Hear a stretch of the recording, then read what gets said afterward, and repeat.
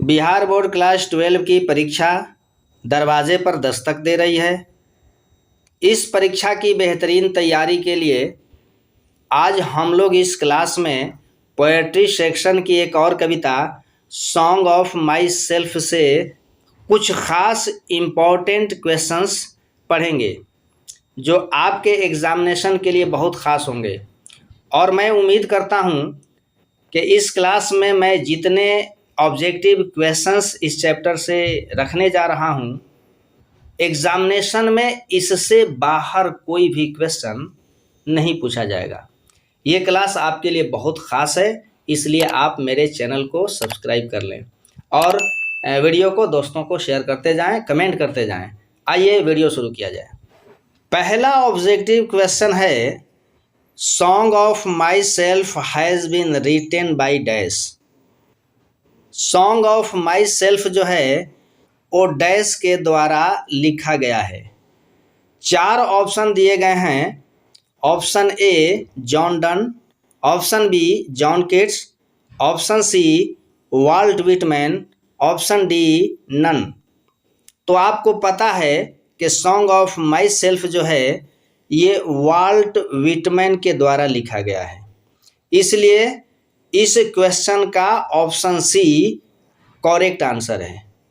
दूसरा क्वेश्चन बहुत ख़ास है, आप इसको कुछ अधिक ध्यान से देखेंगे और याद रखेंगे। क्वेश्चन है, Walt Whitman was an dash poet. Walt Whitman जो हैं ये एक डैश कवि थे। डैश में भरने के लिए दिया गया है अमेरिकन, इंडियन, इंडोनेशियन, इटालियन। तो आपने पढ़ा है वाल्ट विटमैन एक अमेरिकन पोएट थे। ऑप्शन ए इस क्वेश्चन का करेक्ट आंसर है। अब आइए चलते हैं तीसरे क्वेश्चन की तरफ। तीसरा क्वेश्चन है, Walt Whitman was born in dash in America. Walt Whitman का जन्म अमेरिका में डैश वर्ष में हुआ था। ब्लैंक में भरने के लिए 4 ऑप्शन हैं, 1892, 1855, 1862, 1819। तो वाल्ट विटमैन का जन्म 1819 में हुआ था, इसलिए ऑप्शन डी करेक्ट आंसर है। अगला क्वेश्चन है, Walt Whitman was died. Walt Whitman की मृत्यु हुई थी इन डैश। डैश में कितने वर्ष में हुई थी? तो वाल्ट विटमैन का डेथ जो हुआ था वो 1892 में हुआ था, 1892 में, 1892 में। इसलिए ऑप्शन बी इस क्वेश्चन का करेक्ट आंसर है। एग्जामिनेशन की दृष्टिकोण से ये क्वेश्चन बहुत खास है। पूछा गया है कि Walt Whitman's best creation is dash. Walt Whitman की सबसे बेहतरीन रचना डैश है। और डैश में भरने के लिए आपके पास 4 ऑप्शंस हैं। पहला ऑप्शन है the age of anxiety, leaves of grass, songs for children, none. तो मैं बताऊं कि ये जो द एज ऑफ एनेक्सिटी जो है ये W.H. ऑडेन की रचना है। सॉन्ग्स फॉर चिल्ड्रेन जो है ये वाल्टर डिलामेयर की रचना है। ठीक है, नन तो होगा नहीं। इसका मतलब हुआ कि हम इसमें ऑप्शन बी भरेंगे, लीव्स ऑफ ग्रास। आप अच्छी तरह से याद रखेंगे कि वाल्ट विटमैन की रचनाओं में सबसे जो बेहतरीन रचना है वह लीव्स ऑफ ग्रास है। ऑप्शन बी इस गैप में भरा जाएगा। नेक्स्ट क्वेश्चन है, in the poem song of my self the poet dash himself. Kavita song of my self में कवि अपने आप को डैश करता है। ऑप्शन दिया गया है रीड्स एंड लर्न्स, पढ़ता है और सीखता है। बी में सिंग्स एंड डांसेस, गाता है और नृत्य करता है। प्लेज एंड विन्स, खेलता है और जीतता है। ऑप्शन 4 दिया गया है सेलिब्रेट्स एंड सिंग्स। कवि जो है पहली ही पंक्ति में कहता है I celebrate myself and sing myself. इसका मतलब कि इस क्वेश्चन का correct answer option D celebrates and sings होगा। नेक्स्ट क्वेश्चन है Walt Whitman says that all men have been created dash. Walt Whitman कहते हैं कि सारे मनुष्य जो हैं वो डैश बनाए गए हैं। कैसे बनाए गए हैं? ऑप्शन सुनिए, डिफरेंट अलग अलग, सेम एक समान, बोथ डिफरेंट एंड सेम दोनों अलग अलग और समान, नन कोई नहीं। तो आप याद कीजिए, मैंने कविता का एक्सप्लेनेशन पढ़ाते समय आपको बताया है कि वाल्ट व्हिटमैन ने कहा है कि सारे मनुष्य एक जैसे बनाए गए हैं। इसका मतलब कि ऑप्शन बी इस क्वेश्चन का करेक्ट आंसर है। Walt Whitman says that all men have been created same, यानी कि इसमें भरेंगे सेम, सारे मनुष्य एक जैसे बनाए गए हैं। अगला क्वेश्चन देखते हैं। अकॉर्डिंग टू वाल्ट व्हिटमैन के अनुसार क्रीड्स का मतलब होता है धर्म, आपने पढ़ा भी है। एंड स्कूल्स का मतलब मैंने बताया था विचारधाराएं।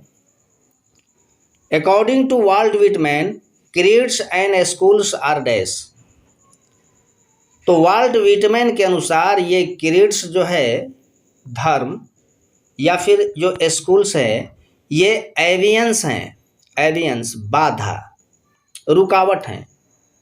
इसका मतलब कि इस क्वेश्चन का करेक्ट आंसर ऑप्शन बी एवियंस है। ठीक है, फिर देखते हैं अगला क्वेश्चन। ये क्वेश्चन बहुत ख़ास है, आप इसको अच्छी तरह से याद करेंगे। आई celebrate myself and sing my self. ये पंक्ति जो है सॉन्ग ऑफ माई सेल्फ की पहली पंक्ति है। ठीक है, क्वेश्चन मैंने रखा है कि आई celebrate myself and sing my self is a line. यह एक पंक्ति है, टेकन फ्रॉम, ली गई है डैश से। किस कविता से ली गई है? तो ये जो पंक्ति है सॉन्ग ऑफ माई सेल्फ से लिया गया है, यानी कि ऑप्शन सी इस क्वेश्चन का करेक्ट आंसर है। ये क्वेश्चन जो है वाल्ट व्हिटमैन की रचना पर आधारित है।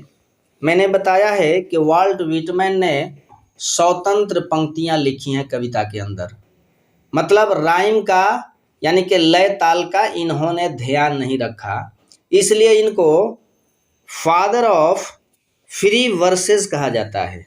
ठीक है, क्वेश्चन है कि Walt Whitman is the father of dash verses. Walt Whitman जो है डैश वर्सेस का पिता हैं, तो ऑप्शन ए यानी कि फ्री स्वतंत्र, यहाँ भरेंगे हम फ्री।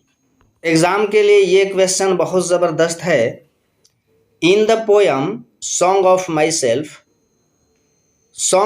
सेल्फ कविता में द प्रोनाउन आई, यानी कि सॉन्ग ऑफ माई सेल्फ कविता के अंदर प्रोनाउन आई जो है is used for the dash के लिए यूज किया गया है।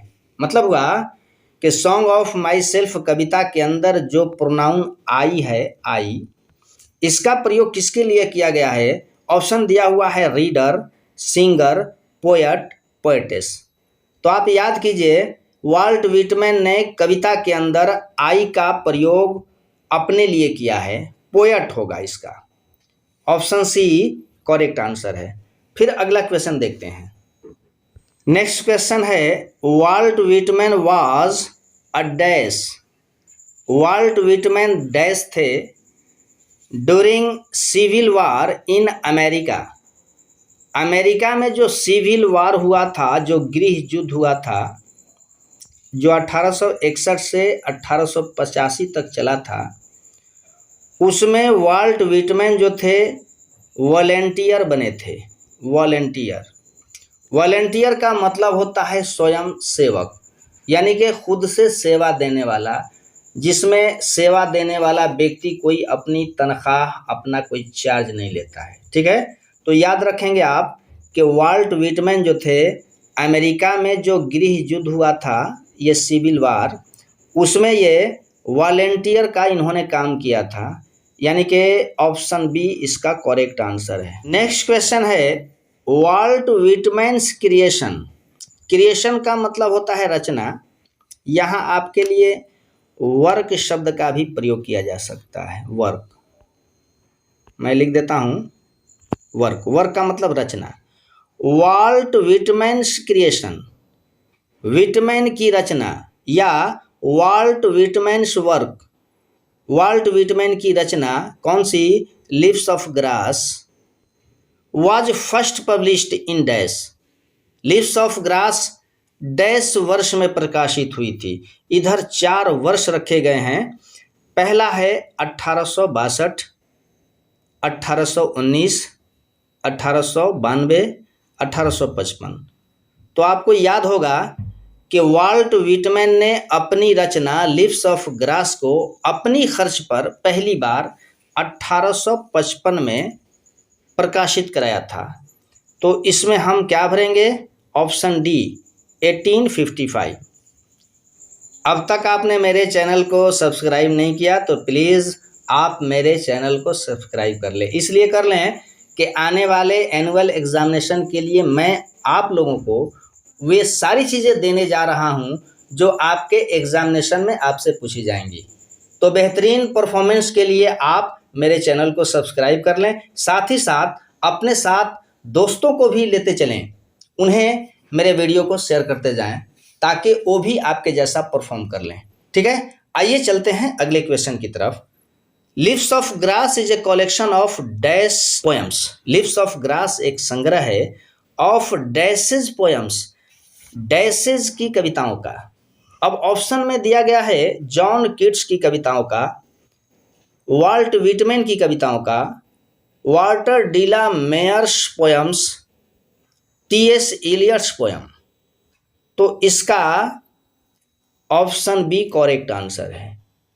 चूंकि लिव्स ऑफ ग्रास जो है ये वाल्ट व्हिटमैन की रचना है, तो इस तरह से आपकी ये पंक्ति बन जाएगी कि Leaves of grass is a collection of Walt Whitman's poems. Lives of Grass जो है वाल्ट व्हिटमैन की कविताओं का संग्रह है, कलेक्शन है। ठीक है, अब चलते हैं अंतिम क्वेश्चन की तरफ। अंतिम क्वेश्चन बहुत ही खास है, मोस्ट इंपॉर्टेंट है, इसलिए आप उस क्वेश्चन को कभी भी नज़रअंदाज नहीं करोगे। ठीक है, आइए देखते हैं उस इंपॉर्टेंट क्वेश्चन को। क्वेश्चन है Walt Whitman is called. Walt Whitman को कहा जाता है, इज कॉल्ड पैसिव फॉर्म है। वाल्ट व्हिटमैन को कहा जाता है, क्या कहा जाता है? द पीपल्स डैश, लोगों का डैश कहा जाता है। तो ऑप्शन दिए गए हैं प्राइड। प्राइड का मतलब होता है गर्व, फख्र। लीडर नेता, पोएट कवि, गॉड देवता। तो आपको याद होना चाहिए कि वाल्ट व्हिटमैन को पीपल्स पोएट कहा जाता है। क्या कहा जाता है? पीपल्स पोएट, लोगों का कवि। इसका मतलब कि ऑप्शन सी इस क्वेश्चन का करेक्ट आंसर है, इसलिए पोएट हम ब्लैंक के अंदर भरेंगे। ये रहा आपका objective question song of my self से। इसके बाद मैं इस चैप्टर का शॉर्ट क्वेश्चन और फिर एक्सप्लेनेशन भी आपको देने जा रहा हूँ। ठीक है, फिर मिलता हूँ अगले क्लास में अगले वीडियो को लेकर के। तब तक के लिए खुदा हाफिज़, अलविदा, टेक केयर।